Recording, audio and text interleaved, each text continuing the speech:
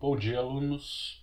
2 de julho, 15 para as 8 da manhã. A gente está um pouquinho depois do horário. Estava conversando sobre o andamento do curso e o cronograma daqui para frente. A gente sempre começa conversando disso, né? Tudo meio incerto demais. Mas acho que agora a gente tem alguma definição razoável. E vamos então, na aula de hoje, trabalhar com os problemas de máximo e mínimo que eu separei. Tá?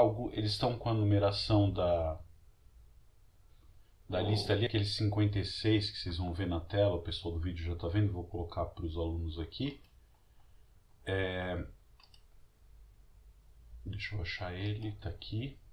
Ok, vai ficar preto como sempre, o bug tradicional. Esse número é o número da lista de 2019, tá? A gente vai começar a resolver esse. Eu separei uns 5 exercícios, acho que a gente consegue fazer isso, tá bom? Pedro tem uma pergunta pedindo para a gente resolver, disponibilizar as resoluções das questões da lista 3.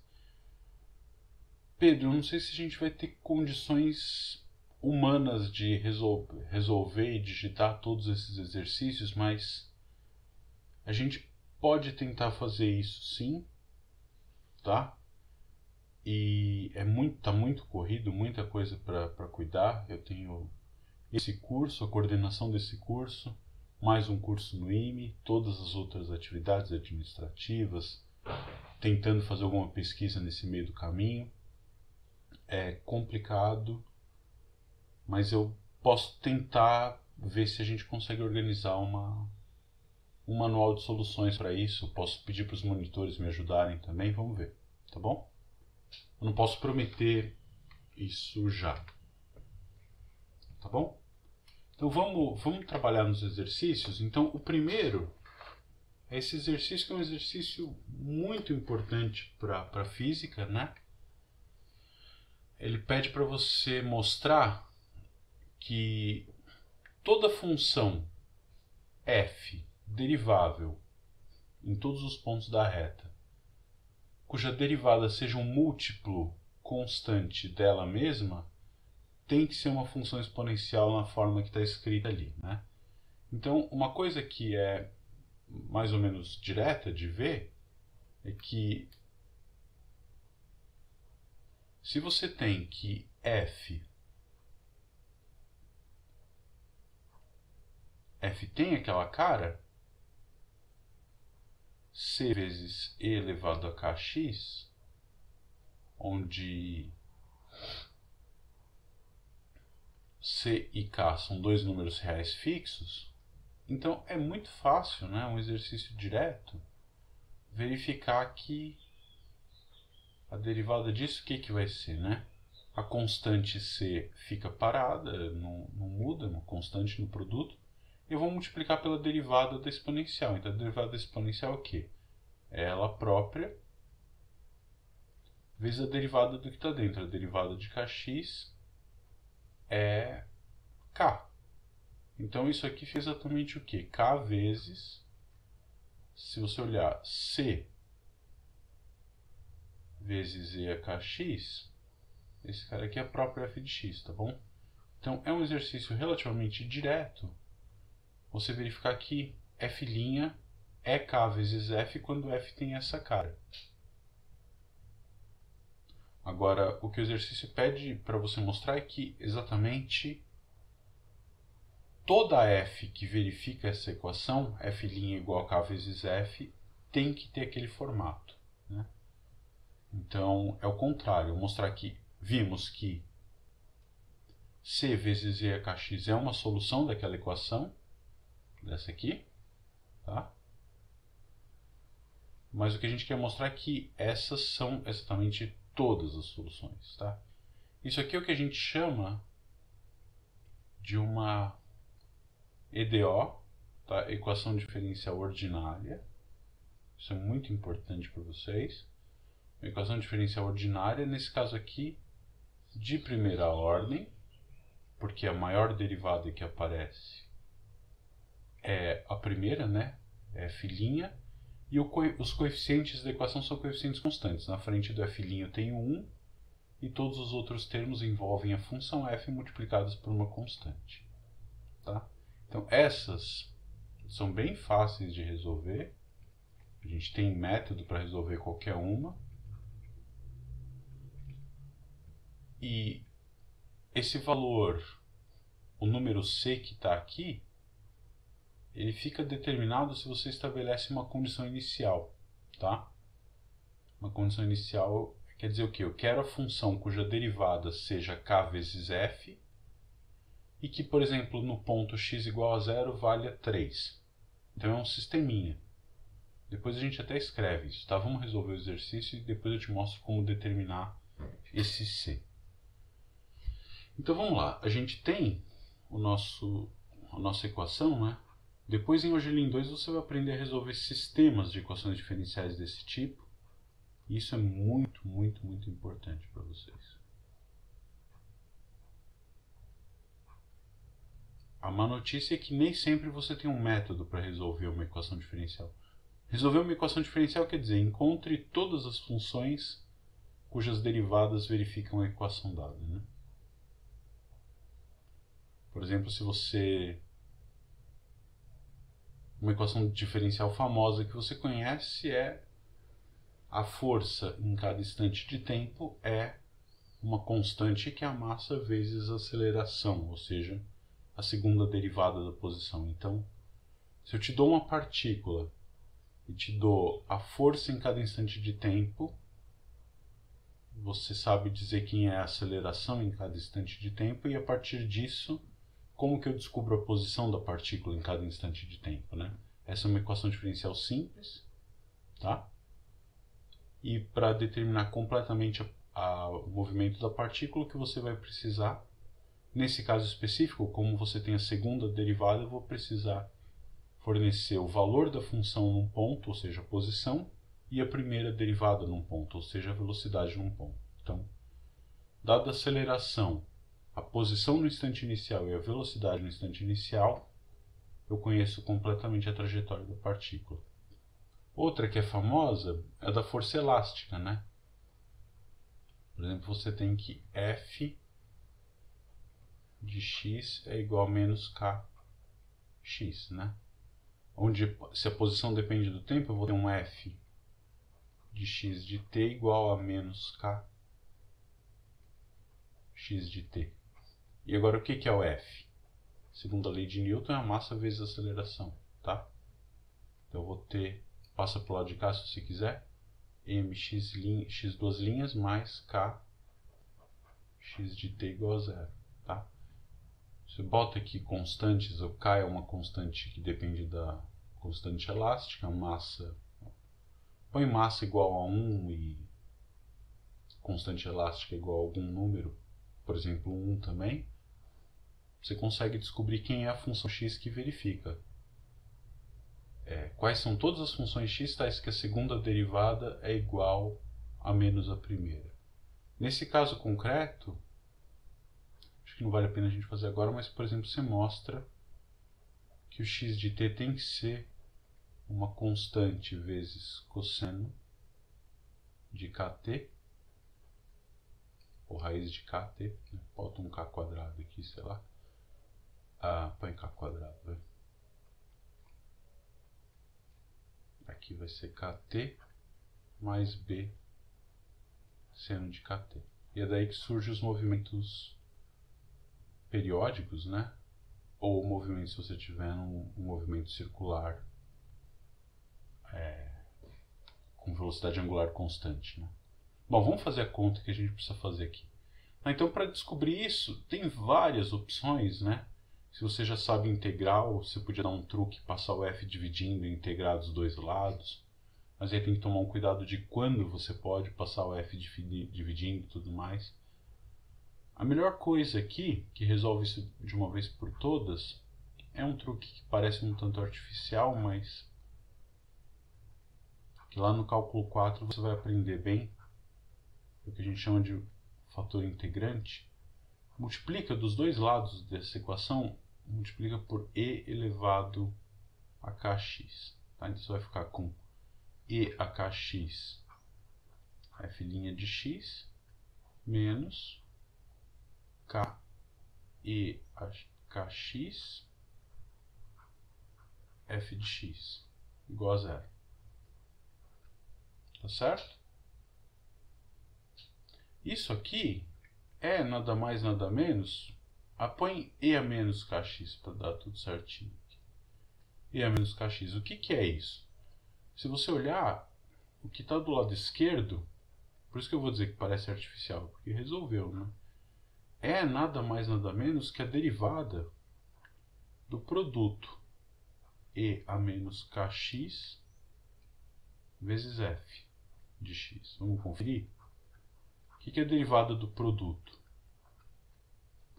Deriva f, copia o outro, está aqui, mais copia f e deriva isso. O que é a derivada disso? É ele próprio vezes a derivada de dentro menos k. Tá bom? Então acabou, né?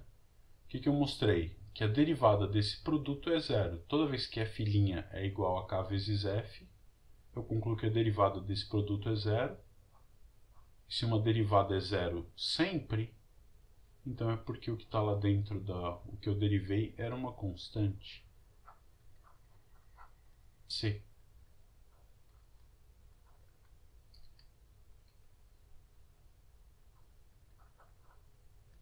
E, portanto, passo a exponencial para o lado de lá, né? Você vai ficar com f de x igual a c vezes e kx. Tá bom? E esse número c você determina, por exemplo,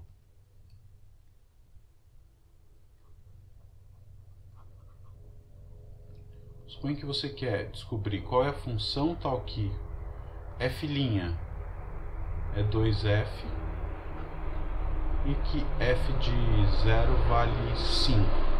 Tá?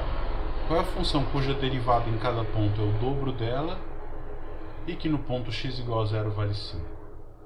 O que a gente sabe?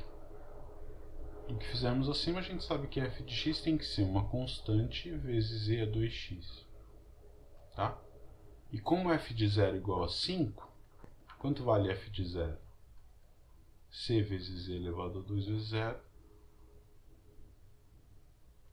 dá c, né? E elevado a 0 é 1, e eu quero que isso aqui seja 5. Portanto, a única função cuja derivada é o dobro dela e vale 0 no 5 é a função f de x igual a 5e elevado a 2x. Para todo x pertencente a L, tá bom?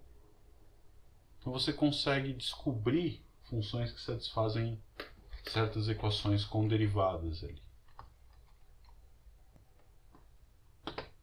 Joia? Alguma dúvida nisso? Agora, por que eu multipliquei e elevado a menos kx? Bom, você podia multiplicar por qualquer outra coisa conveniente, né? Em geral, mesmo que o coeficiente ali não seja, o k não seja constante, uma técnica parecida com essa resolve equações diferenciais de primeira ordem, equações lineares, né? Onde aparece f' e f, cada uma delas multiplicadas por coeficientes, nesse caso eram constantes, em geral não precisam ser. Você consegue resolver, determinar todas as funções que satisfazem equações desse tipo, usando um método que chama fator integrante. Isso é parte do teu cálculo 4. Logo mais está aí, tá bom? Então esse era um exercício legal da lista, mas o que a gente quer focar hoje é em problemas de máximos e mínimos. Então esse aí, que era o 44 da lista do ano passado, é um problema bem interessante, né? Então a gente vai usar todo o arsenal, lá o teorema de Weierstrass, o Fermat, Bom, Weierstrass e o Fermat, né? O teorema do valor intermediário foi embutido nisso aí, para resolver problemas desse tipo, word problems, que pelo que deu para perceber, é uma coisa que parece ter que vocês apresentaram alguma dificuldade em modelar. Por exemplo, aqueles problemas de taxa de variação. São problemas interessantes também, super importantes. Então a ideia é a seguinte aqui. Eu tenho uma esfera de raio 3, tá? Vamos ver o que sai aqui. Vou tentar fazer uma esfera. Faz de conta que você está vendo uma esfera bem redondinha, tá? Raio 3. E o que eu vou fazer é inscrever nela um cone, tá? Então o cone podia estar em qualquer posição, mas qualquer que seja a posição ele vai ter que ter um ponto que é o vértice dele, tá bom? E aí depois que eu botei o cone dentro da esfera, eu giro essa esfera e boto o vértice aqui no polo norte só para o meu desenho ficar bom. Então o que eu vou fazer? Eu vou construir um cone, tá? Essa minha esfera ela tem raio 3. Tá? Então quer dizer que, por exemplo, essa distância aqui vale 3. Tá? Eu vou construir um cone. O que é construir um cone com esse vértice? Eu posso montar ele aqui dessa maneira, tá? Esse é um possível cone que está inscrito nessa esfera. Outra possibilidade, eu vou fazer em amarelinho. Dentre todos esses cones que eu posso montar aqui, qual deles é o que tem maior volume? Tá bom? Poderia ter uma situação singular, um cone só no hemisfério superior, né? O vértice e o cone do mesmo lado, tá bom? É uma situação, são todos infinitos cones inscritos numa esfera de raio 3. Eu quero descobrir de todos esses qual é o que tem o maior volume possível, tá? Vamos modelar o problema. É interessante, super, né? E a gente vê como é que a gente pode usar o cálculo para resolver problemas que a gente chama de otimização. Qual é o máximo, a melhor solução que eu posso obter dentro dessas restrições que me foram dadas, tá? Então, desenhei 3 tipos de cone. É claro que podia ter um exatamente como cujo círculo da base seja o equador. Não vou desenhar aqui para não ficar muito poluído, mais do que já está. Então você tem, o truque é esse, pega o polo norte da esfera, coloca um círculo, e qual círculo você vai escolher? Como se fossem os paralelos, né, dessa esfera. E aí você constrói o cone com aquele círculo dado pelo paralelo que você escolheu e o polo norte. Qual é o paralelo que eu devo escolher para ter a maior altura possível, né? O maior volume possível. Então vamos lá. Por exemplo, se você escolher, ou seja, eu preciso determinar a altura, né? A altura desse círculo, por exemplo, em relação ao polo norte ou em relação ao equador. E aí, quando eu digo qual a distância em relação ao polo norte ou ao equador, eu tenho aquele círculo e consigo calcular o volume do cone. Então, por exemplo, se eu pego em relação ao polo norte a altura 0, eu não vou ter o cone, eu vou ter só um pontinho que vai ter volume 0. Se eu pego a altura 3, eu vou ter um cone bem comprido, mas com uma base que não vai ser um círculo, ela degenerou num ponto, né? Desculpem. E aí o que vai acontecer aqui vai ser só um palitinho, que também vai ter volume 0. Então, ou eu saio de um ponto, vou criando cones baixinhos, com pouca área e uma certa largura na base. Depois eu vou aumentando a largura da base, aumentando a altura. E depois, quando a altura aumenta, a base começa a diminuir. Dentre todos esses, tem um jogo aqui, né, entre altura e raio da base, que não me permite dizer de cara que nenhum desses cones é o de maior volume, ou pior, né?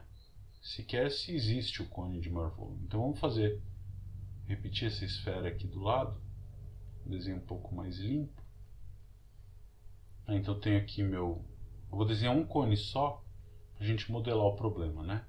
E o que é modelar o problema? Quando a gente está no cálculo 1, é tentar escrever tudo em termos de uma variável só. Então eu vou desenhar o cone aqui para baixo, só para a gente ter um argumento bom para fazer as coisas, né? Conseguir visualizar bem a situação, tá? Então, o que eu preciso para conhecer o volume desse cone?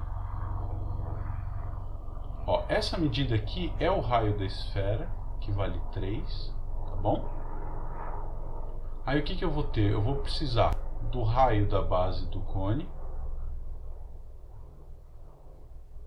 e vou precisar da altura do cone, que vai ser determinada por esse H aqui, né? um Hzinho, tá bom? Então deixa eu mudar um pouquinho a cor. Eu vou ter este H, vou ter este R. Aqui eu tenho, obviamente, 90 graus. E tenho esse segmento aqui, né? Pensa que isso é 3D, tá? Esse triângulo que eu desenhei em amarelo, ele tá girando em torno do eixo que dá a altura do cone. Mas pega um deles, tá? Quanto que vale essa hipotenusa aqui?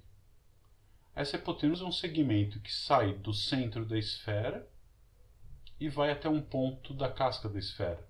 Portanto, ele também mede 3. Tá?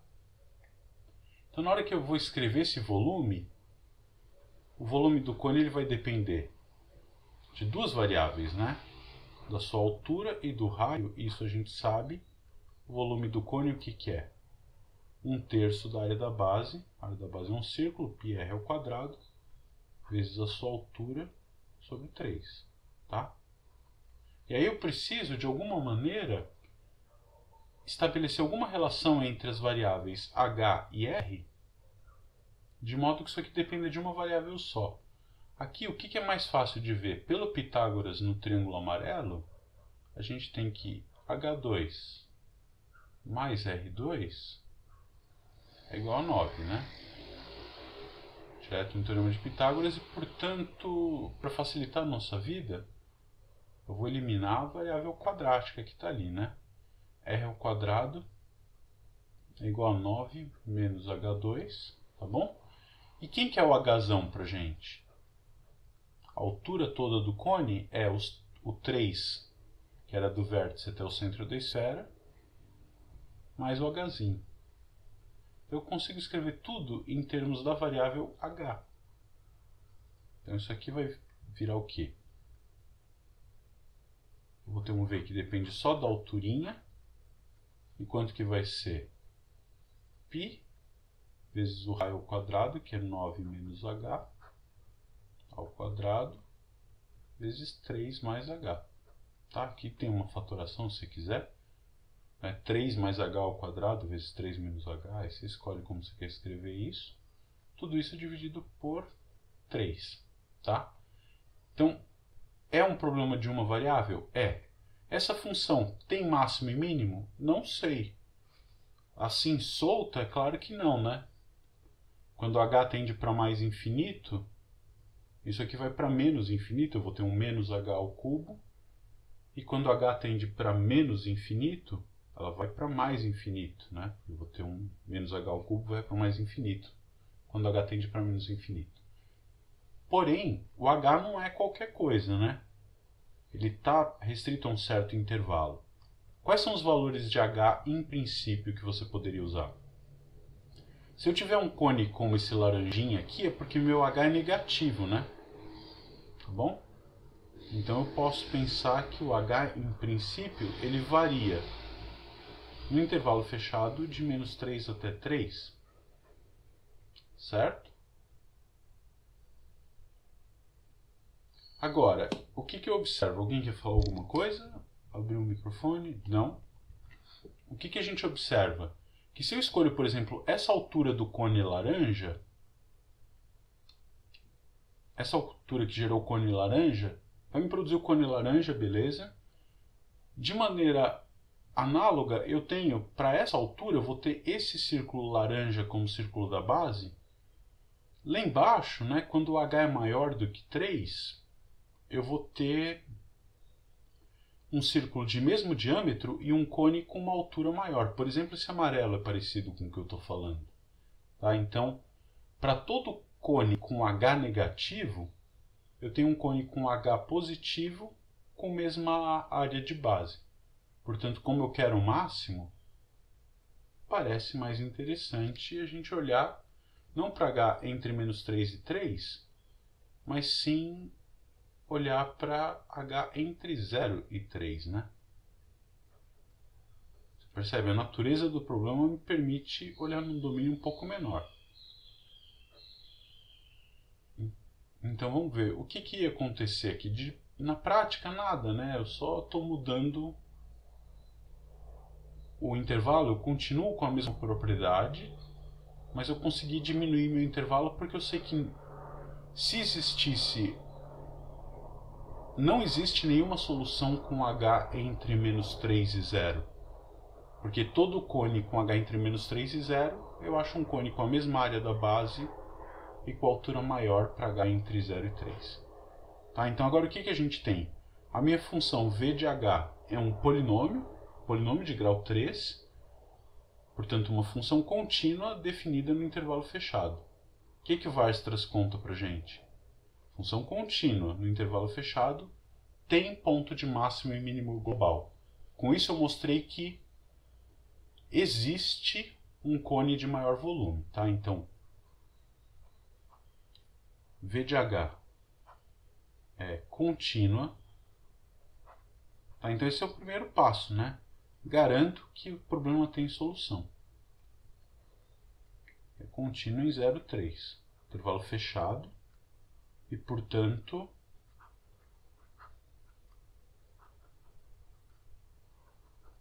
tem máximo e mínimo globais, né? O mínimo não me interessa, né?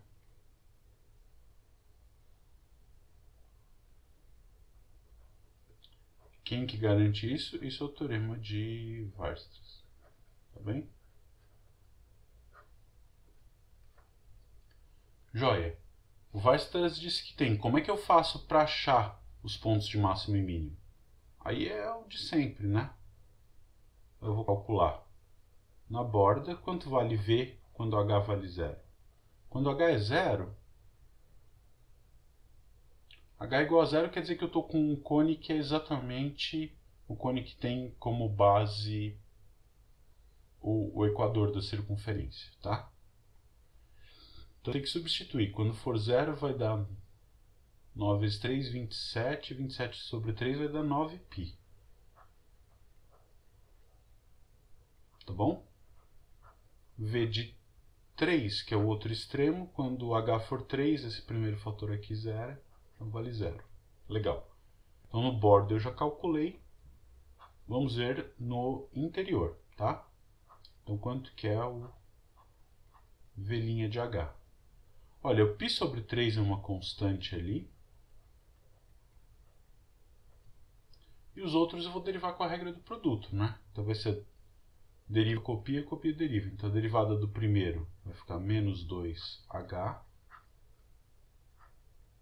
3 mais h, mais, aqui deixa o π sobre 3 como fator comum para tudo, né? 9 menos h ao quadrado, e a derivada do outro é 1. Tá? Vou escrever só para deixar registrado o que a gente fez. Quanto que vai dar isso? Vai dar um polinômio de segundo grau, né? Esse π sobre 3, ele não apita no ponto de máximo e mínimo, até podia... Quer dizer, o que é ignorar ele, né? Ignorar ele é dizer, olha, o ponto de máximo dessa função é o mesmo ponto de máximo da função 9 menos h ao quadrado vezes 3 mais h. O ponto onde atinge o máximo é o mesmo, o valor não é, né? Porque tem aquele π sobre 3 multiplicando. Então aqui o que a gente vai ter? Eu vou ter menos 2h ao quadrado, menos h ao quadrado, então isso vai ficar menos 3h2 menos 6h mais 9. Tá? Podia dividir tudo isso por 3, então isso aqui vai ficar π, põe o menos aqui em evidência, né? Vai ficar h2 mais 2h mais 3. Menos 3, desculpa. Aqui menos. Então como é que fica isso? Quais são as raízes, né?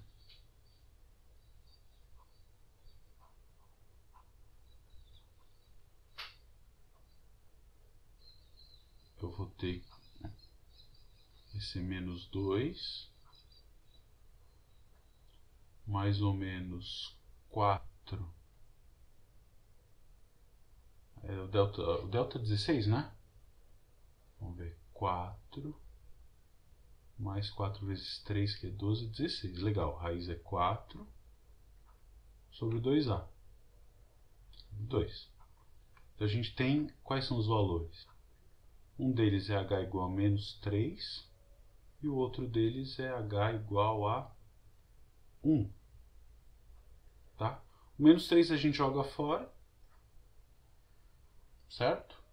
Porque o meu H está entre 0 e 3 e, portanto, H igual a 1 é a altura que vai produzir o cone de volume máximo. Então, quem é o meu cone no final das contas, né? Os valores, as medidas geométricas que vão determinar esse meu cone são a altura, o cone de volume máximo,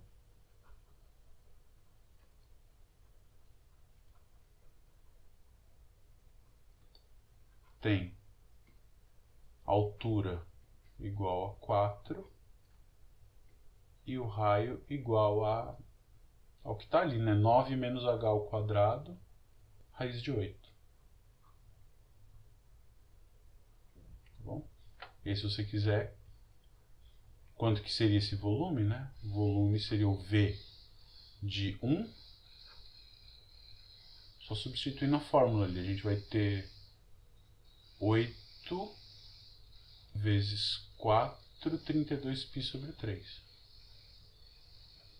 Tá? O maior cone que eu consigo colocar dentro de uma esfera de raio 3 vai ter volume 32π sobre 3, tendo altura igual a 4 e raio igual a raiz de 8. Tá claro o argumento? Alguma dúvida nisso? Quer dizer, eu tinha ali uma função que estava definida no intervalo fechado e, portanto, eu pude usar o Weierstrass. Tá? Se você fizer o gráfico dessa função, da função v de h,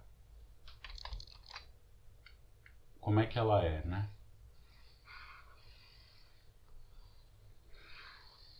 Tá bem um esboço, né? Ela é uma função cúbica com coeficiente negativo dominante. Então ela vem do menos infinito. O que a gente mostrou é que o menos 3, tá? Ele está fora do domínio para a gente, mas ele é um ponto importante. No menos 3 a função vale 0, a v vale 0. No 1 ela vale 32π sobre 3. No 0 ela vale 9π.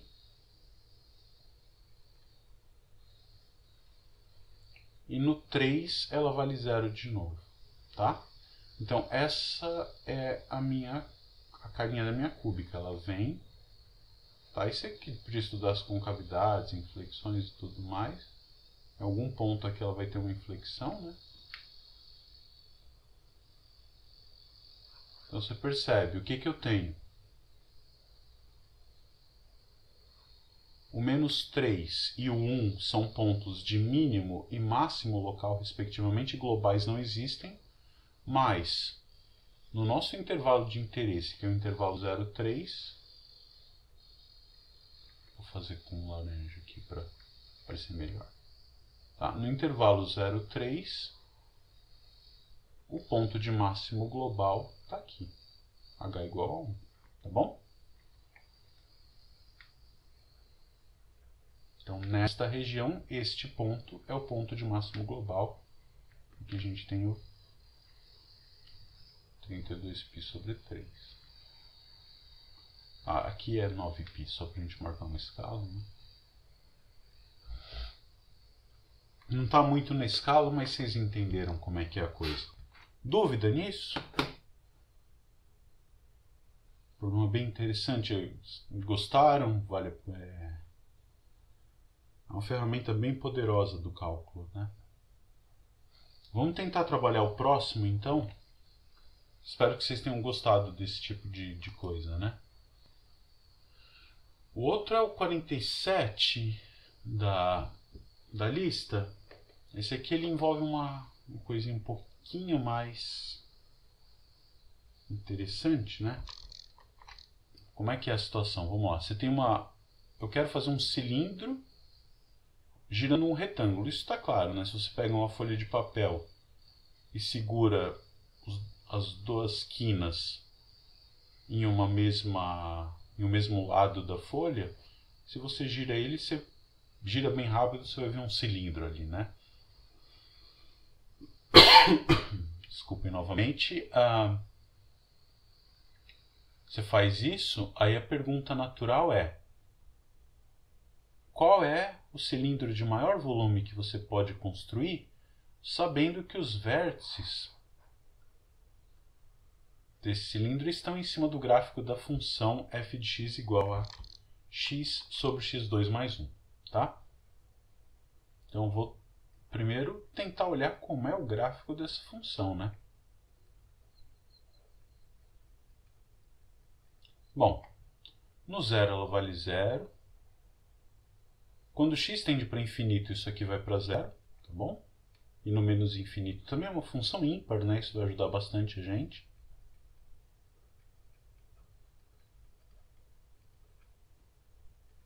F de zero vale zero. E agora eu vou tentar fazer o gráfico dela, né? Para fazer o gráfico disso aqui rapidinho, vamos lá. Quem que é o f' de x? F' de x vai ser a derivada do primeiro vezes o segundo, menos, copio o primeiro, deriva o segundo, vai dar 2x², né? Deriva esse aqui 2x com esse x daqui. E aqui eu vou ter o denominador ao quadrado. Tá? Então, não vou me interessar em concavidades, eu só quero ver o que acontece com a carinha dessa função. Isso dá 1 menos x² sobre 1 mais x² tudo ao quadrado. Tá? Raízes interessantes. As raízes da primeira derivada são 1 e menos 1. Tá? Se você olhar entre menos 1 e 1, isso aqui é uma parábola de boca para baixo, né? Então, entre menos 1 e 1, a função é crescente. No menos 1, ela vale quanto? Menos meio. Tá? Vou fazer um pouquinho fora de escala. No 1, ela vale meio. Aqui ela é estritamente crescente, depois ela é estritamente decrescente, antes também estritamente decrescente. Tá? Então, esse cara aqui é um ponto de máximo local. Esse é um ponto de mínimo local. E como a f é estritamente decrescente antes, estritamente crescente depois, e daqui para frente ela fica sempre positiva, esse cara é um ponto de mínimo global, tá? Então, se você estudar as concavidades, né, sem concavidade você vem reto. Deixa eu fazer uma coisa assim. O que a gente viu até agora é decresce, cresce passando pela origem e depois decresce. Tá? Para ficar bonitinho, você olha para a primeira derivada, você vai ter uma coisa que deve ser mais ou menos assim, tá? Pelo fato dela ser ímpar, tem essa simetria aqui também. Tá, depois a gente pode ir lá no décimos fazer o gráfico dessa função. Então tá bom. O que eu quero construir é um retângulo cujos vértices superiores estão apoiados em cima dessa curva. Tá? Então eu vou ter que pegar dois pontos. Como é um retângulo, que eu vou girar em torno do eixo x, ele vai ter o lado paralelo ao eixo x. Tá? Então os dois vértices vão ter que ser pontos que estão em cima dessa curva, na mesma altura. Então eu vou produzir um retângulo aqui. Tá bom? Ao girar esse retângulo, eu vou obter um cilindro.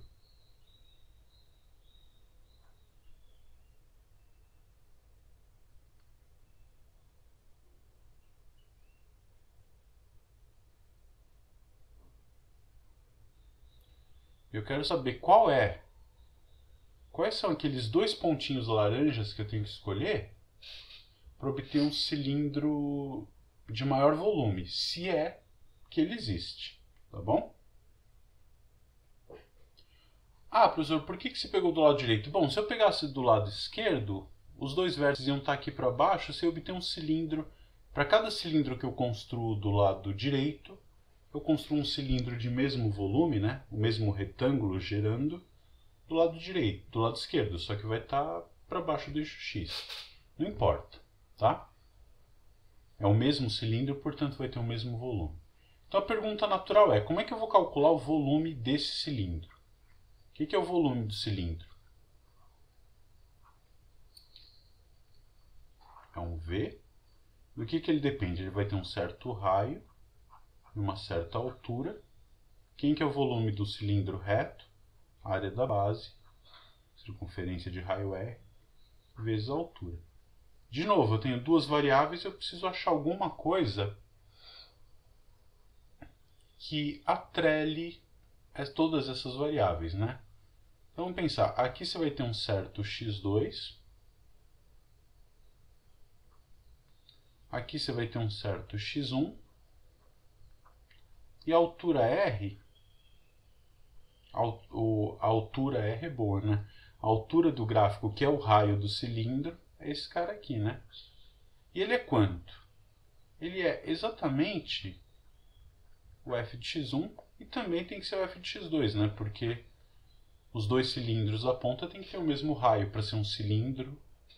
Se eles fossem diferentes, você teria um tronco de cone ali. Aí o problema é um problema que o cálculo 1 não consegue resolver, né? Se eu quisesse o tronco de cone de volume máximo, aí essas duas alturas seriam independentes uma da outra e eu teria duas variáveis livres. E esse é um problema que a gente poderia resolver lá no cálculo 2, semestre que vem. Tá bom? Então vamos lá. O que eu preciso, na verdade, então tá tudo... Percebe? O x1 e o x2 são pontos que dependem do raio que eu escolho. Então se eu chamo esse cara aqui de R, né, o que eu vou querer? Eu vou querer que... Quem é o meu x1 e quem é meu x2? São pontos que resolvem a equação f de x igual a R. E o que é f de x igual a R? F de x é x sobre x2 mais 1. Isso igual a R, né? Eu consigo resolver essa coisa com Bhaskara, né? O que a gente vai ter aqui vai ser uma coisa do tipo R x quadrado menos x mais R igual a 0, né? Passa o x2 mais 1 multiplicando e depois o x para o lado de lá, você vai ter isso. E, portanto, o que eu vou ter? Eu vou ter que... x vai ser, por Bhaskara, né? 1 mais ou menos a raiz do delta. Quem que é o delta aqui, né? Desse cara. B quadrado menos 4ac menos 4r ao quadrado. Tá? Então, eu já tenho uma limitação aqui, né? O r tem que ser menor do que 1/4.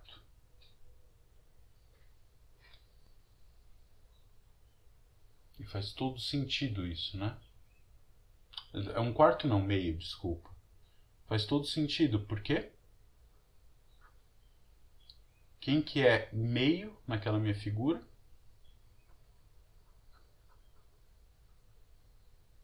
É só terminar de escrever aqui.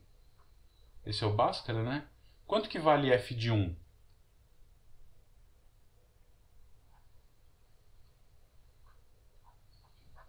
Quer dizer, o problema já se amarra todo, né? O R não pode ser maior do que meio, porque senão não tem o cilindro, né? Exatamente quando o R for igual a meio, o que eu vou ter é um cilindro de altura raio R igual a meio e altura 0, né? Os dois pontos x1 e x2 vão colapsar no mesmo. Então, ou eu tenho um cilindro de volume 0, na verdade achatado, ele ficou só um disco, ou eu posso deixar esses caras variarem à vontade, né? O x1, por exemplo, podia chegar bem pertinho do zero, o x2 ir bem longe, aí eu ia ter um cilindro de raio bem pequeno e altura muito comprida. Que o volume dele vai tender para zero. Não sei se vai tender para zero, né? Porque você tem um zero vezes infinito ali.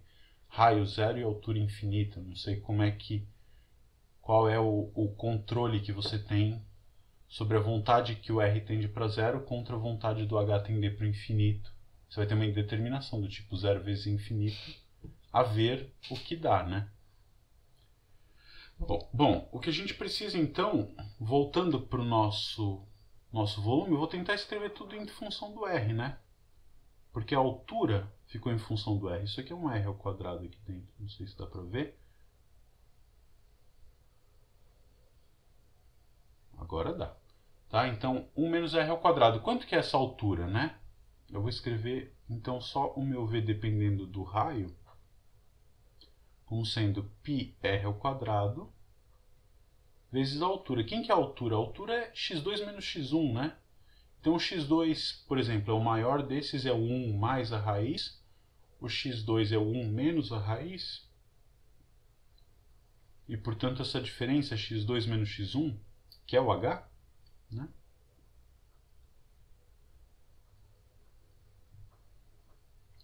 Ele vai ser 1 menos o outro, vai ficar só a raiz quadrada, né? O termo b ali cancela, a diferença entre as raízes é o delta.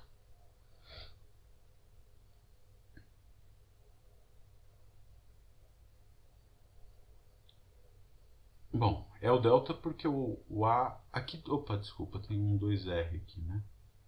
Então vai ficar sobre 2r. Bom, o 2 foi embora, tá? Então quando você subtrai um do outro, é isso. A diferença é raiz de delta sobre a, se você quiser.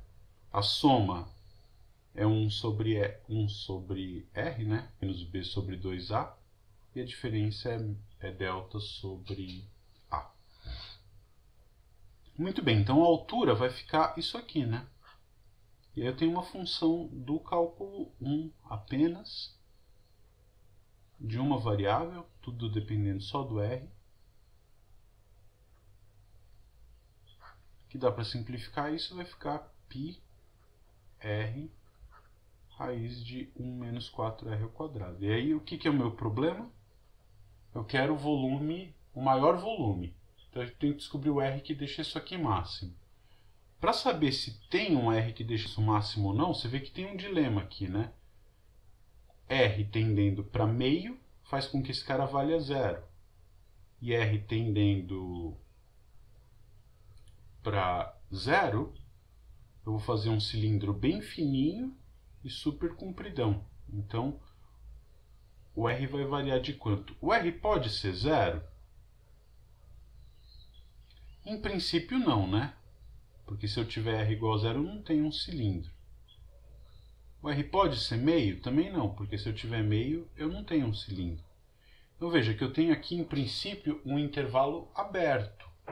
Eu não posso usar o teorema de Weierstrass, eu não tenho garantia, apesar dessa função ser contínua, o domínio onde a R está variando é um intervalo aberto. Portanto, eu não tenho Weierstrass. Eu vou ter que procurar candidatos a máximo e mínimo locais no interior e depois ver o que acontece, tá? Uma outra opção, você tem duas opções aqui, tá? Ou lidar com essa situação ou fazer o seguinte, você pega e troca isso aqui no intervalo fechado. É mais ou menos como a gente fez no caso da esfera, né? No caso do problema anterior, o H também não podia ser 3, porque você não tinha um cone, tinha um palitinho. Então, eu vou até voltar lá para ver como é que a gente fez isso, né? Eu fecho o intervalo, por quê? Quando R for igual a 0, eu não tenho um cone, tá? E quando R, aqui no caso, não tem um cilindro. E quando R for igual a meio, eu também não tenho um cilindro. Tá? Então, a gente estende a função, ela pode ser definida em R igual a 0 e R igual a meio? Pode. São soluções viáveis para o meu problema? Não são. Mas eu estendo para o intervalo fechado para poder aplicar o Weierstrass se eu quiser. Tá? Então, R igual a 0 e R igual a meio,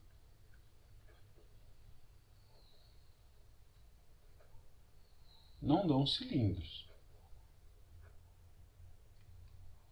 Isso é importante a gente ter na cabeça, né? Porque vai que você está calculando o problema e você vê que você está procurando, por exemplo, o cilindro de volume mínimo. Nesse problema, o cilindro de volume mínimo vai ser qualquer um desses. Só que, se você encontra sem pensar, só que esses dois caras não produzem cilindros, né? Não dão cilindros. O volume, quando R for 0 e quando R for meio, é 0. Tá? Então, Esse é um problema que tem máximo e não tem mínimo. Igual do cone, né? Vamos voltar para o cone. Veja, o R, no meu caso aqui, o H igual a 3, não faria sentido. Então era para a função ter bolinha aberta aqui, né? Era para ser bolinha aberta aqui, eu fechei só para olhar para a função no intervalo fechado e poder usar o Weierstrass. Encontrei um máximo global, mas a minha pergunta é, quem é o mínimo global? Não tem. Eu posso construir um cone com uma altura tão perto de 6 quanto eu quiser. Quanto mais perto de 6 for minha altura, menor vai ser o volume do cone. Com a situação limite, se o volume pudesse ser 6, o volume do cone seria 0. Mas aí ele não é um cone, é um palitinho só, tá? Exatamente a mesma situação que a gente tem aqui. Aqui dos dois lados, tanto no R igual a 0 quanto no R igual a meio, você não tem um cone. Ou você tem um disco achatado, ou uma semi-reta ilimitada para um dos lados, tá? Então eu fechei, tá? Então tem que ficar consciente disso, né? Então eu fechei para ver se o problema tem solução. E agora, nesse intervalo, a V é contínua, máximo e mínimo, garantidos porque eu estou com uma contínua no intervalo fechado. Então, em 0,5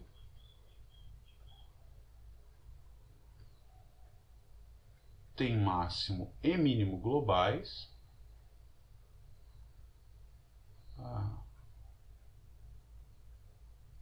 Podendo não fazer sentido para o problema, tá? Podia calhar, por exemplo, do máximo estar num extremo, o mínimo está no outro, e os extremos não serem elegíveis como soluções para o meu problema. Então, o que eu digo?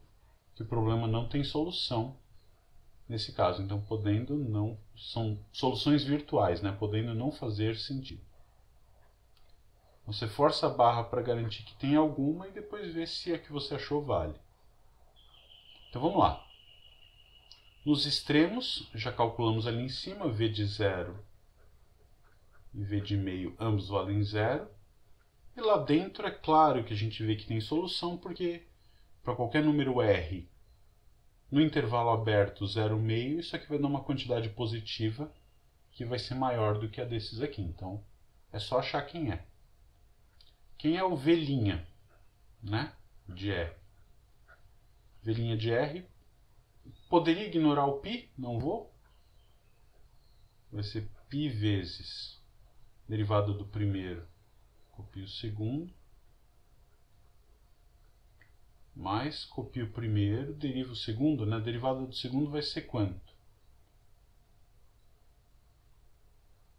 A gente tem a raiz aqui embaixo, derivada da raiz, né? 1 sobre 2 vezes a raiz. Está lá dentro, eu vou multiplicar pela derivada de dentro, que é menos 8R. Com o R que tinha do primeiro fator, menos 8R ao quadrado. Bom, vou pôr esse menos aqui, tá? Então, isso aqui vai ser igual a zero quando? Se só se o que está ali dentro for zero, né? E o que está ali dentro ser zero, veja, aqui eu posso cancelar. Passa para o lado de lá, passa a raiz multiplicando, eu vou ficar com 1 menos 4R ao quadrado igual, aqui eu já cancelei, tá? Igual a 4R ao quadrado. E, portanto, eu vou ter a R igual a, passa para lá para cá, passa dividindo, 1 sobre 2 raiz de 2, né? Raiz de 8, tá? O negativo não me interessa, porque eu estou no intervalo 0,5. Tá? E veja que você tem uma solução simétrica, né? Seria encontrar uma altura negativa aqui. Tá bom? Então, R igual a 1 sobre raiz de 2. Esse cara é o único candidato a ponto crítico.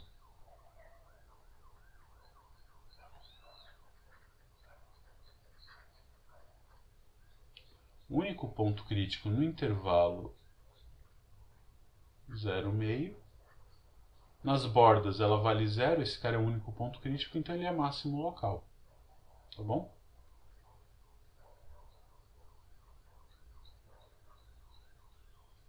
Muito bem.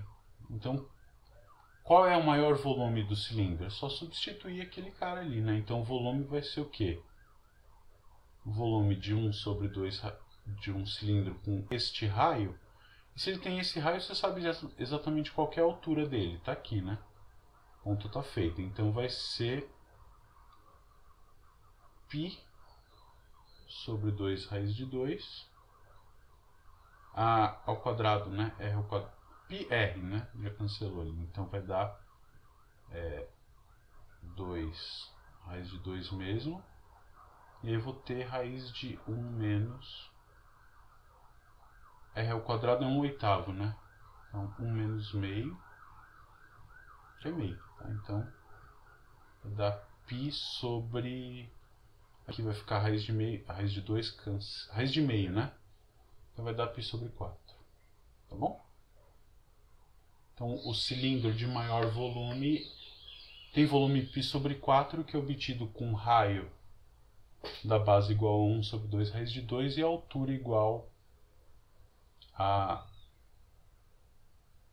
ao que precisa ser ali, né? Raiz de meio sobre 2 raiz de 2, que é 1/4, tá? Altura igual a 1/4.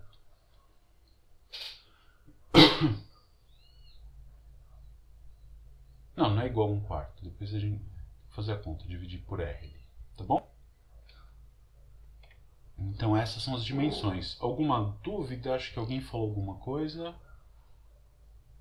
Estão muito quietinhos. Não precisa levar ao quadrado a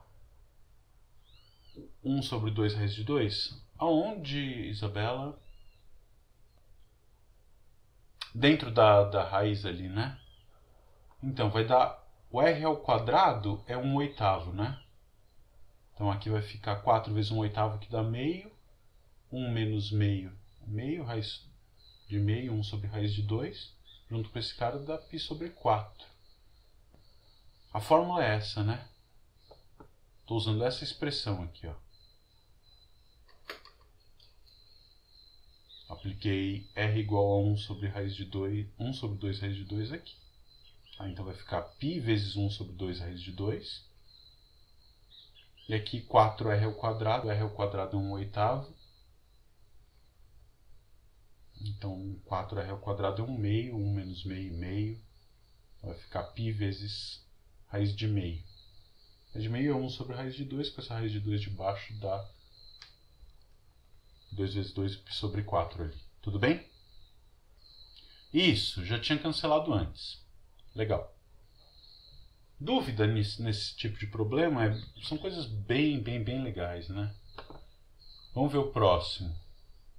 Por exemplo, eu estou deixando uns exercícios para vocês que tinham da lista do ano passado e para vocês tentarem fazer, né? Por exemplo, como é que você constrói uma lata, dado o volume que você quer pôr dentro da lata, quais são uma lata cilíndrica, quais são o raio da base e a altura que minimizam a superfície lateral dessa lata.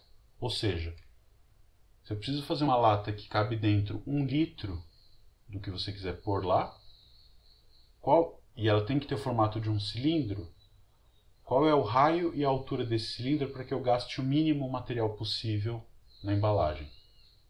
Tá? É um problema prático interessante. Por que a lata de óleo tem aquele formato? Por que ela não é mais baixinha e mais gordinha ou mais alta e mais estreita?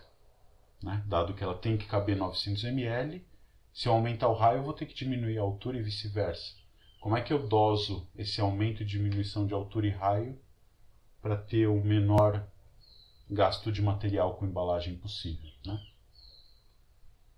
E aí você pode passar isso para uma situação não muito mais complicada, mas um pouquinho mais, que é sabendo que o custo do material que vai na tampa e no fundo é 50% maior do que o que vai na lateral, eu consigo ainda assim modelar esse problema de um jeito que eu determino as dimensões ótimas de uma lata que cabe dentro dela o volume que você especificou antes, 900 ml ou tudo mais.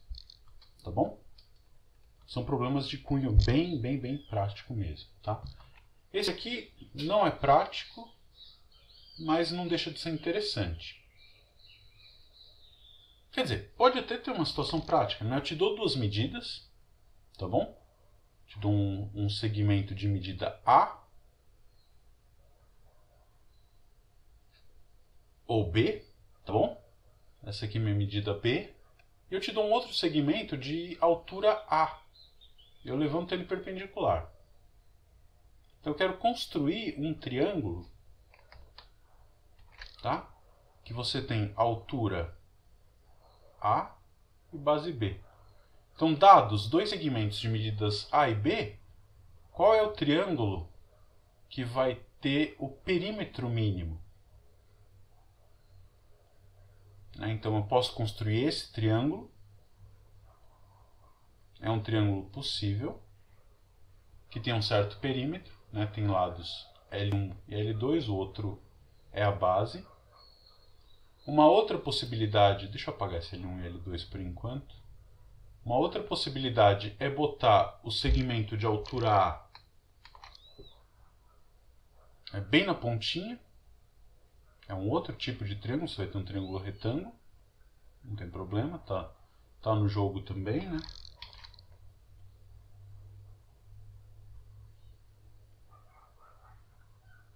Tá, são dois triângulos diferentes, deixa eu fazer outra cor. Tá? Então, um segmento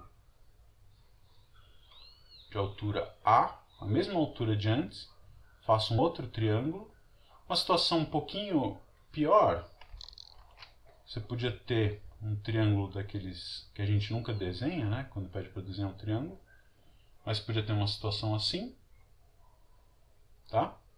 E aí você teria um triângulo com esses vértices, olha. É todo escalenão lá, esquisito. Tá? Todos eles são triângulos de base B e altura A.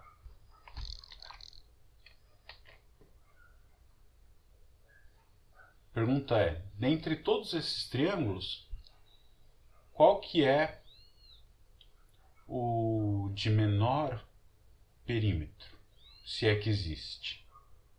Tá? Então como é que a gente vai precisar? O que determina a nossa brincadeira toda? É o seguinte, você precisa dizer aonde, sei lá, se você marcar aqui como sendo o 0, aqui é o B, tá? Eu preciso dizer aonde que eu vou pôr o meu x, de modo que o perímetro gerado por esse triângulo aqui no ponto x, eu vou ter perímetro maior ou menor possível quando eu pendurar o segmentinho de altura A no ponto x, aquele triângulo vai ter um certo perímetro, tá bom? A frase como eu construí ficou horrível, mas o ponto é esse. Dado o segmento 0B, em que ponto dele ou fora dele eu penduro o segmento de altura A, de modo que o perímetro do triângulo que tem base B e altura A naquele ponto x que eu marquei, esse triângulo tem o menor perímetro possível, tá? Então, em princípio, o que a gente tem? Quem que é o perímetro? Eu vou ter dois lados, né? Então, o meu perímetro, ele vai depender de quem? Em princípio. Ele vai ter os dois lados, L1, L2 e o B que está fixo, né? Tá bom? O que vai ser meu perímetro? Ele vai ser o B mais L1 mais L2, sabendo que base e altura estão dadas. Veja, eu quero o mínimo, né? Então eu preciso marcar esse ponto x, né? Olha só, eu consigo achar alguma relação? Eu consigo escrever essa coisa que depende de L1 e L2 em termos de uma variável só? Deixa eu tentar ouvir um palpite de vocês. Manda lá no chat, em termos de qual variável, do que está dependendo o meu L1 e L2 em comum? Isso, da variável x, né? O Rafas respondeu ali rapidinho no chat. Então eu tenho que tentar escrever L1 e L2 em termos da variável x.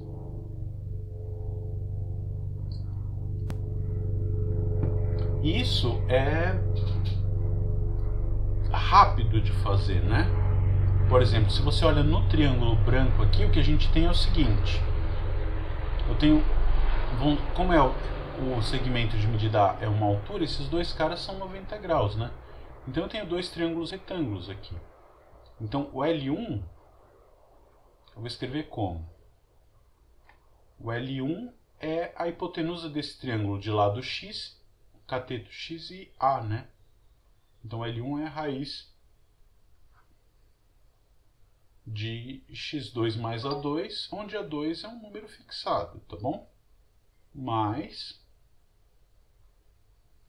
o outro lado, o que eu vou ter? Se o lado inteiro mede B, esse cateto aqui de baixo, ele vai medir quanto? B menos x. Certo? E o outro continua medindo A. O meu lado L2 vai ser a raiz quadrada de B menos x ao quadrado mais A ao quadrado. Tá? Então, isso aqui depende agora só de x.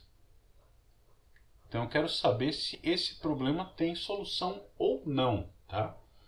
Veja, qual que é o intervalo de variação do x em princípio? Né? O x ele podia ir de zero, né? X igual a zero seria o quê? Eu construir um triângulo retângulo com a altura levantada aqui no zero. Tá? Ele podia subir, passear, o x crescendo, podia ser no B. Quando eu chego no B, o que eu vou ter? Um triângulo exatamente igual ou congruente ao triângulo inicial, quando eu tinha altura no ponto x igual a zero, né? Levanta aqui, desce até o B, aqui eu levanto a altura A e volto até o zero. Esses dois triângulos são congruentes, né? Pelo critério de congruência que você quiser. Lado, ângulo, lado, por exemplo. Né? O lado B é comum, a altura A é comum e o ângulo entre esses dois lados é o mesmo, 90 graus. Agora, aqui no meio não, né? Aqui no meio ele passeia de outra maneira, deixa de ser um triângulo retângulo às vezes. Pode até ser que em algum ponto aqui este ângulo seja 90 graus, mas não interessa. O ponto todo é que o x pode ser maior do que zero. Pergunta, x maior do que b, tem chance desse triângulo ter perímetro mínimo?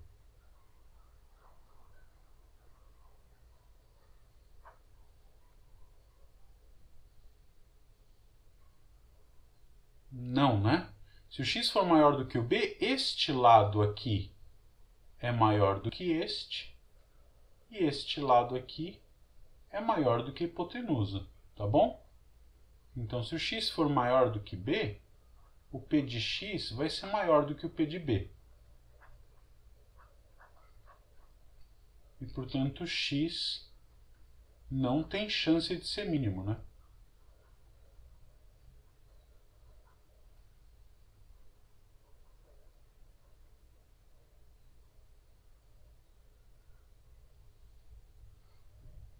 Então, o que eu posso fazer? Eu posso olhar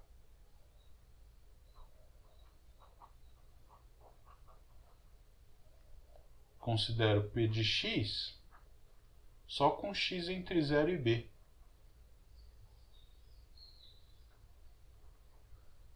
Tá claro esse argumento? Isso aqui é importante. Isso. Para lá, né, o x para lá do b, você só vai ter os lados L1 e L2 maiores do que no ponto B. Então eu posso descartar... Desculpa, de novo, né? Posso descartar esses caras. E aí, portanto, eu tenho a função P de x, que é uma soma de uma constante com raízes quadradas, tudo contínuo no intervalo fechado. Tá bom? Então ela vai ter máximo e mínimo, né? Eu nem pedi o máximo, mas a gente pode achar também. Qual é o triângulo de perímetro máximo e qual é o triângulo de perímetro mínimo, tá?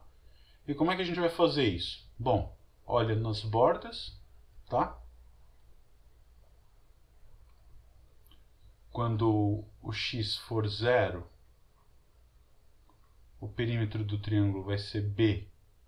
Ali, raiz de A ao quadrado, A é uma medida positiva, né? Então, B mais A mais raiz de x igual a 0, né? B2 mais A2. Tá bom? Que é exatamente o caso do triângulo retângulo com a altura aqui. E quando x for igual a B, vai dar exatamente a mesma coisa, né? Só que essas duas últimas parcelas trocam de papel, né? A terceira e última parcela, que é a última raiz, vale A, e a primeira raiz vale raiz de B2 mais A2. Tá bom? Então, esses são os valores no extremo. E para achar o ponto de mínimo no interior, a gente pega e deriva esse cara, né? P' de x, o que vai ser? O B é constante, não tem problema. Aqui a primeira coisa vai ficar, primeira parcela, x sobre raiz de x2 mais A2.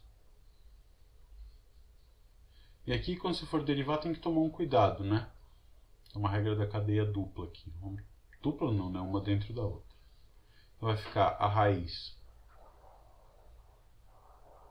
de b menos x ao quadrado mais a ao quadrado. A derivada do de dentro vai ser o quê? Tem o 2 que vai cancelar, né? Então vai ficar b menos x vezes a derivada do que está dentro desse parênteses, que é menos 1. Então aqui eu tenho o sinal de menos. Isso aqui vai ser igual a 0 assim.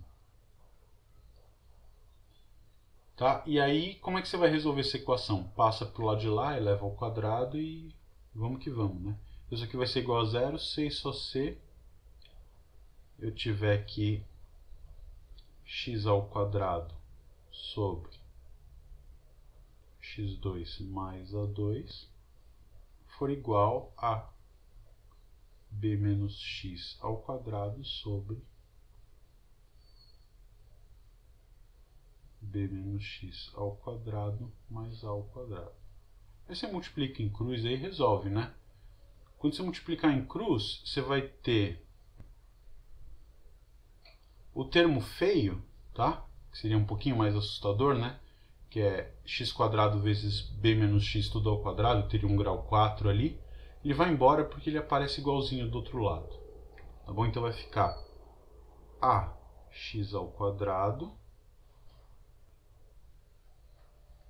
igual a ao quadrado b menos x ao quadrado. Até o a ao quadrado vai embora, né? A natureza ajuda muito a gente com essas coisas. Então deixa eu ver se está tudo certinho. Esse matou com esse, o ax2 ficou, e do outro lado ficou o abx, b menos x². Tá bom. Então o que a gente vai ter? Aqui é uma equação de segundo grau, né? Molezinha de resolver. Você vai ter x2, ou melhor, né? Já passando para lá, 2x2. Aqui eu vou ter menos 2bx, mais 2bx, menos b ao quadrado agora. Tá? Se eu não errei nenhum sinal, é isso, igual a 0. Aí você resolve isso. O que vai ser o x? Menos 2b, mais ou menos. Aqui é claro que você vai ter que pegar o sinal de mais, porque o x tem que ser positivo, né? Então vai ficar... Quem vai ser esse delta? Vamos fazer rapidinho aqui. 4b2 menos 8 mais 8b2. É isso? 4 vezes 2, 8, tá bom? 12b², né? Então vai ficar a raiz de 12b ao quadrado sobre 4. Tá certo? Quanto que vai dar isso aqui? Aqui vai ficar menos 2b, mais ou menos 2 raiz de 3b sobre 4. Tá? Como eu argumentei, o nosso x tem que ser uma solução positiva, a única chance é com sinal de mais ali, portanto, x vai ter que ser igual para a gente a 2 raiz de 3. Bom, raiz de 3 menos 1 sobre 2 vezes b. Deixa eu arrumar isso. Cancelando as coisas. Raiz de 3 menos 1 sobre 2 vezes b. Deixa eu ver, tem um comentário no chat. Se eu errei alguma conta, alguma coisa, vamos olhar. Professor, poderia olhar o domínio de x? O x não, né? Daniel, você está falando de 0 até b sobre 2? Não de x, né? O x pode variar entre 0 e b sobre 2. Isso. Poderia também, tá? Porque se você pegar no ponto médio, o que tem de 0 até o ponto médio vai ter um triângulo igual depois. Tá bom? São, de novo, triângulos congruentes. Porque se você troca, né, o x e o b menos x, eles vão ter o mesmo papel. Para cada x entre 0 e b sobre 2, você vai ter um b menos x entre b sobre 2 e b, que vai gerar o mesmo valor, tá? Então, esse é o nosso x que dá o ponto de máximo, né? Tá bom? Então, aí agora é aquela coisa. Jogar isso aqui na fórmula do perímetro lá, né? Então, quanto que vale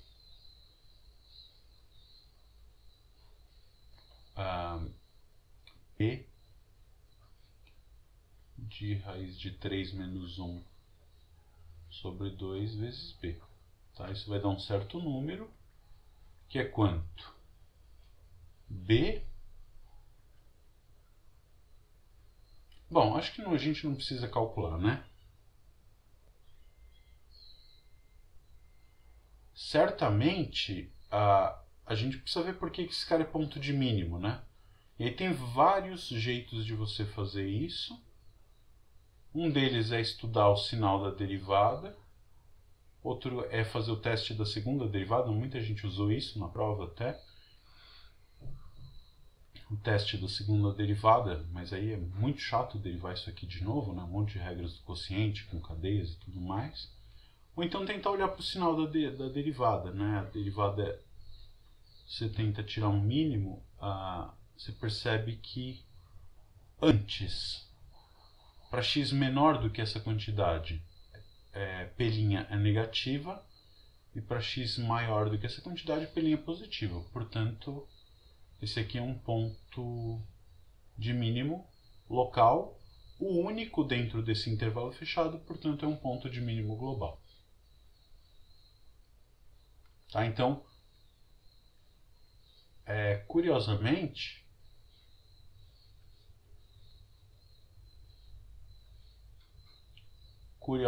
o que a gente tem? Não é no meio, né? Tá certo? Então, quer dizer, raiz de 3 é tipo 1,7, né? Vai. Um chute bem ruim. Então é 0,35. É mais ou menos num terço do segmento ali que você vai ter o ponto de altura mínimo. Tá bom? Uma opção é, sei lá, a gente pegar e tentar fazer o gráfico disso no Desmos. Deixa eu ver se eu tinha separado mais exercícios. Tem só mais um? Como é que nós estamos de tempo? Tem 15 minutos no máximo, né? Vamos tentar resolver o próximo, esse aqui, e aí a gente volta e olha o gráfico das funções envolvidas de uma vez no Desmos, tá? Acho que vai ficar melhor. Esse aqui é um problema que também caiu numa prova, em algum ano aí, 2016.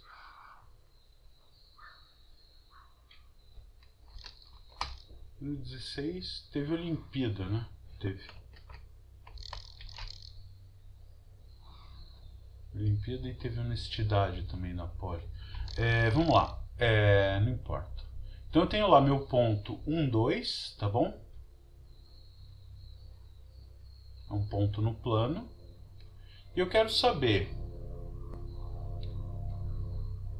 dentre todos os triângulos que eu consigo formar com semi-eixos positivos, com uma reta, então pega qualquer reta, vou fazer elas com cores aqui, tá? Pega qualquer reta que passa pelo ponto 1, 2. Essa é uma, tem outra aqui, tá? Dentre todas essas retas que formam triângulos, tá? Por exemplo, uma ruim, que você não deve usar, é uma reta com coeficiente angular positivo, tá? Essa aqui, por exemplo, não serve.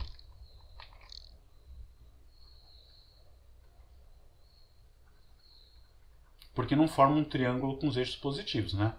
Ela forma um... Se eu limitasse aqui, eu teria um trapézio, mas não é nem isso, porque ela vai embora para o infinito. Então, dentre todas as retas que passam pelo ponto 1, 2, com o coeficiente angular vai ter que ser negativo, determine aquela que gera um triângulo, né? Por exemplo, eu tenho o amarelinho, vou pintar o triângulo amarelinho aqui. Tenho esse triângulo. Com a reta laranja, eu gero o triângulo laranja que está aqui.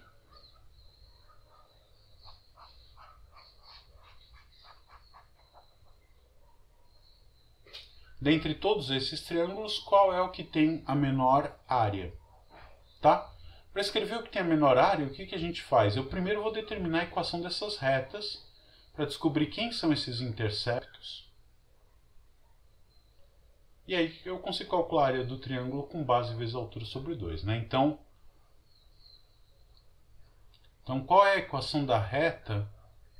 Uma reta genérica que passa pelo ponto 1, 2. Tá? Bom, é o ioiô michiochô lá, né? Y menos y0 é igual a m x menos x0, meu x0 é 1. Tá? Essa é a equação da reta. E do que a gente viu na geometria do problema, eu vou precisar que o m seja negativo aqui. Tá? Bom, e aí para descobrir esses interceptos, eu vou ter que fazer o quê? Esse aqui é quando y for igual a 0. Então, quando y for igual a 0, quem é o x, né? Bom, o x vai ser...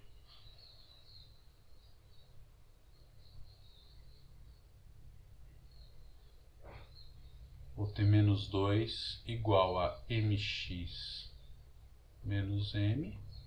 E, portanto, o x vai ser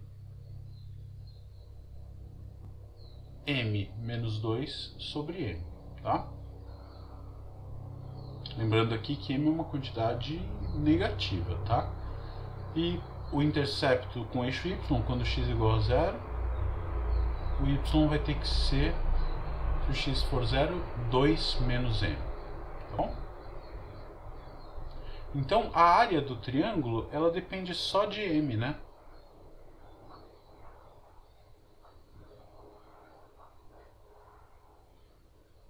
E o que ela vai ser, então? Esse ponto aqui, esse intercepto, ele tem coordenadas, coordenada 2 menos m, e esse intercepto aqui é m menos 2 sobre m. Conforme o m varia, eu vou obtendo diferentes triângulos, eu quero aquele que tem a menor área. Faz sentido ter a menor área? Sim. Por quê?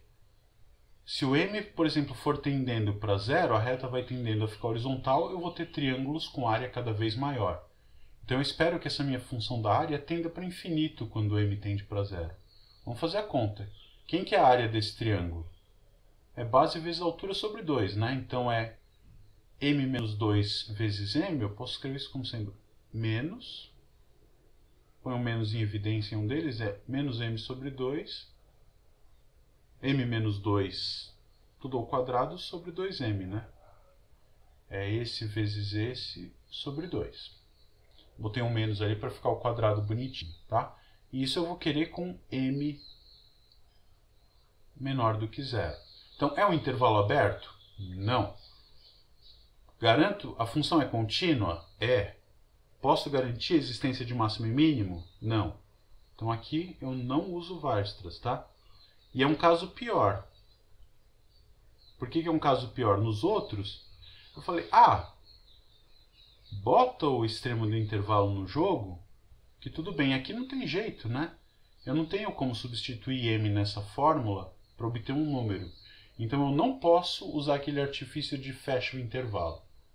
Eu tenho uma função que está definida de menos infinito até zero, aberto, que não admite uma extensão contínua, um valor no zero que torne ela contínua. Eu também não tenho como definir ela no menos infinito, então sem chance de Weierstrass. O que acontece, o que quer dizer o m tender para menos infinito? Que essa reta está tendendo a ficar vertical e, portanto, você vai obter aqui um triângulo do tipo amarelinho, mas pensa o m tendendo para menos infinito. O intercepto no eixo y está subindo e o intercepto no eixo x, quando o m vai para menos infinito, tende para 1. Então a reta amarela tende a ficar uma reta vertical e, portanto, geraria um triângulo hipotético, né, e viraria um retângulo ilimitado, tendendo para infinito no y. Né? E quando eu faço m chegar perto de zero, eu vou tender para um triângulo horizontal ilimitado na direção do eixo x. Vira um retângulo ilimitado. Tá bom? Então aqui o que acontece, a gente tem fazer a continha mesmo, né? Limite quando x tende para menos infinito. X não, né? A variável para mim é m. O coeficiente angular da reta. O limite quando tende para menos infinito do a de m é mais infinito. E também é mais infinito quando o m tende a zero pela esquerda, né? Que é o que acontece aqui. Bom, aí o que a gente faz? Eu vou tentar escrever o a de m como uma cara mais aberta, para a gente derivar mais fácil. O que vai ser o a de m? Aqui eu vou ter menos m ao quadrado sobre 2m, então vai dar menos m sobre 2. Aqui eu vou ter menos 4m, mais 4m sobre 2m mais 2. E aqui eu vou ter mais 4, menos 4 sobre 2m, menos 4 sobre 2m dá menos 2 sobre m, tá? Essa é a carinha dele. Então a função não está definida nos extremos do intervalo, porque é um intervalo aberto, eu não consigo definir nada ali. Tende para mais infinito nos extremos. Vou tentar procurar o ponto crítico no interior, se é que existe. E se ele existir, eu sei que ele vai ter que ser um mínimo global. Então, derivando esse cara, o que eu vou ter? Vai ser menos meio. Tá? E aqui mais 2 sobre m ao quadrado. Justo? Isso aqui vai dar zero quando? Se e somente se m ao quadrado igual a 4, né? Então, m igual a mais ou menos 2, só que o 2 não me interessa. Bom? Porque eu estou com m's negativos. Então pronto, acabou. M igual a menos 2. Eu posso calcular a área desse triângulo. Quanto que ela vale quando m for igual a menos 2? Eu vou ficar com menos 4, menos 16, menos 16 sobre menos 4. Dá 4. Tá? Então, a área com coeficiente angular menos 2 é igual a 4, isso não errei nenhuma conta, mas não é isso que ele pede, né? Ele pede a hipotenusa. Bom, a hipotenusa também tranquilo, né? O que a gente sabe? Quando m for igual a menos 2, só voltar aqui, né? O y é 4, vamos chamar de h essa hipotenusa. H ao quadrado vai ser isso aqui, ao quadrado, mais isso aqui ao quadrado, né? Então, quando m for menos 2, o y é 4 ao quadrado, mais quando m for menos 2, eu vou ter menos 4. Menos 4 sobre menos 2 vai dar 2 ao quadrado. Ou seja, isso aqui dá 20. E, portanto, a hipotenusa é raiz de 20. Tá bom? Alternativa letra B ali, né?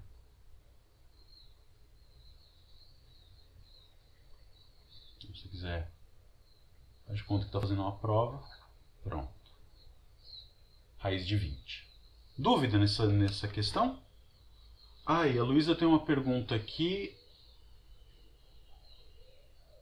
Então, o Daniel voltando no problema lá, o ponto médio não é nem ponto de máximo nem de mínimo. Você vê que curioso? E a Luísa pergunta, o A é um valor fixo? Sim, isso tudo no problema do triângulo, né? A e B são medidas fixas, tá? Então, voltando lá um pouquinho no problema do triângulo, eu te dou dois segmentos, um que mede B e um que mede A. Você vai colocar o que mede A em cima de algum ponto do segmento B, de maneira perpendicular, de modo que os três vértices, os extremos dos três segmentos, formam um triângulo cujo perímetro é o menor possível. Tá bom? Essa que é a ideia. E aqui a gente construiu o triângulo com a menor área possível. Ele é o único ponto crítico. Nos extremos do intervalo a função tende para mais infinito. Então, se ele é o único ponto crítico e ela tende para mais infinito nos extremos, esse cara tem que ser um mínimo global. Tá? Então, o fato do A' ser 0 no m igual a 2, junto com isso aqui, garante que menos 2 é ponto de mínimo global. Tá bom? Então, é assim que você pode usar os teoremas de Weierstrass e Fermat. Situações simples aqui, tá? Tem problemas na lista do ano passado que são bem mais complicados.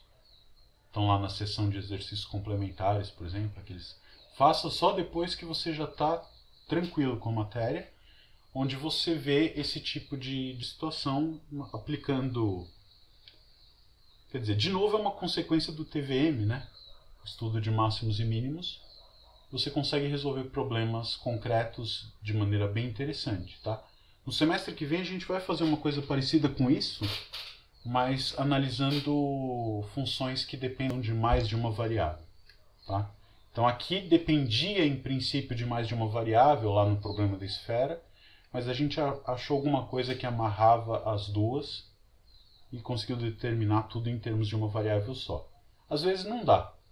E aí, para resolver problema desse tipo, a gente usa as técnicas lá do cálculo 2, que são funções de várias variáveis reais, tá? Vamos tentar ver rapidamente, eu não quero, já passamos um pouquinho do tempo, do horário, né? Vamos tentar ver rapidamente os gráficos dessas funções, lá no Desmos. Deixa eu tentar passar na tela para o pessoal do vídeo e para vocês agora.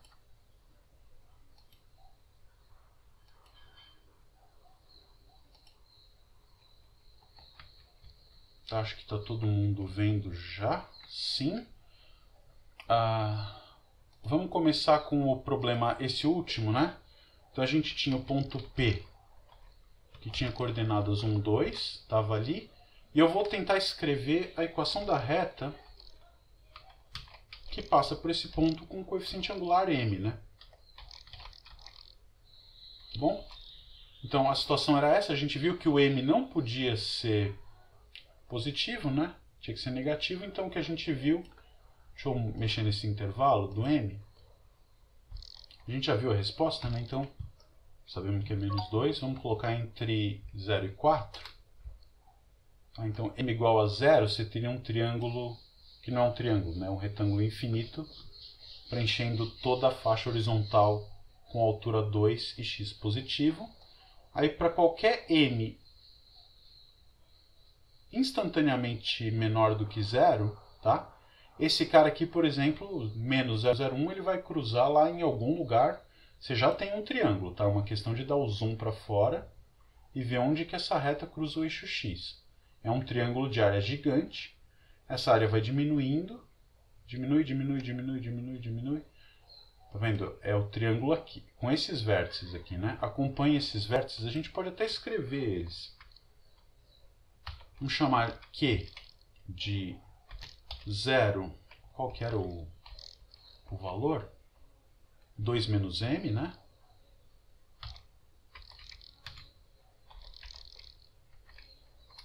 E tem o ponto R, que é o ponto de coordenadas 2 menos m, ou m menos 2, né? M menos 2 sobre m.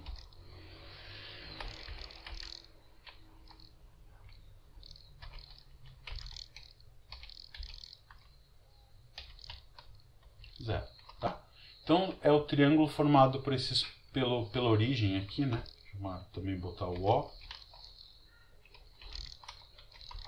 Tá bom? Então são esses 3 pontos aqui.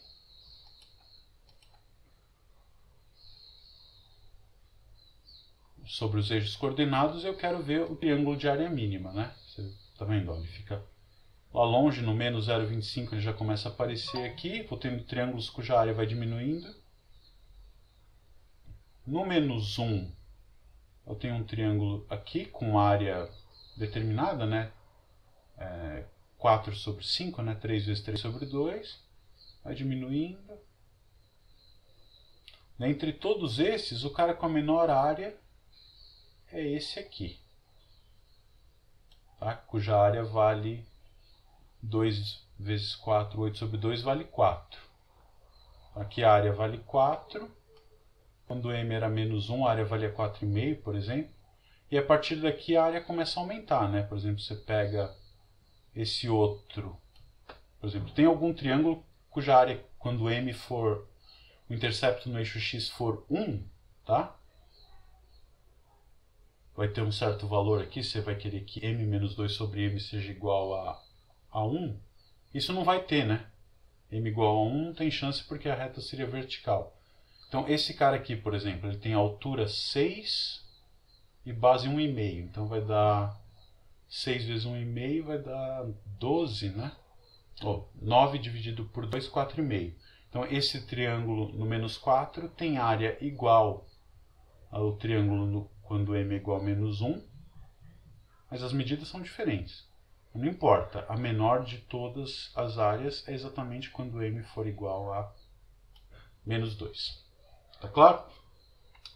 Todo mundo está vendo isso? Joia. E por um último minuto, se vocês quiserem, a gente demora um pouquinho mais para digitar. E aí teria os A e Bs, né?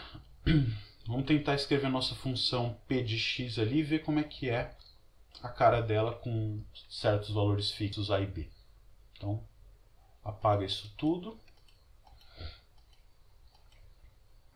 Essa ferramenta aqui é muito legal, né? Vamos escrever como f de x. Ela vai ser b mais raiz de x quadrado mais b quadrado, ou a quadrado, né? Deixa eu aproveitar e dar uma coladinha na função ali. E b menos x mais a2. Mais raiz quadrada de b menos x quadrado mais a ao quadrado. Tá? Então vamos botar uns sliders para o a e para o b. Tá? Se o a e o b são iguais a 1, a gente vê que a gente tem um ponto de mínimo em algum lugar aqui, que é quanto? 0,5. Tá? Bom, o b não, a e b tem que ser ambos positivos. Tá? Então tá um pouquinho chato de ver isso. Tá? Mas, por exemplo, quando b for igual a 2,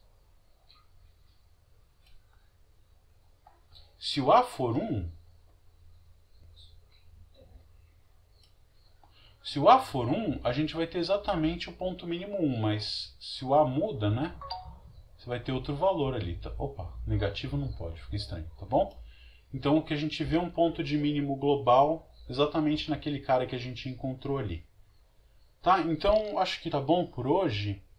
A gente volta amanhã, onde a gente vai começar então a teoria de integração, tá?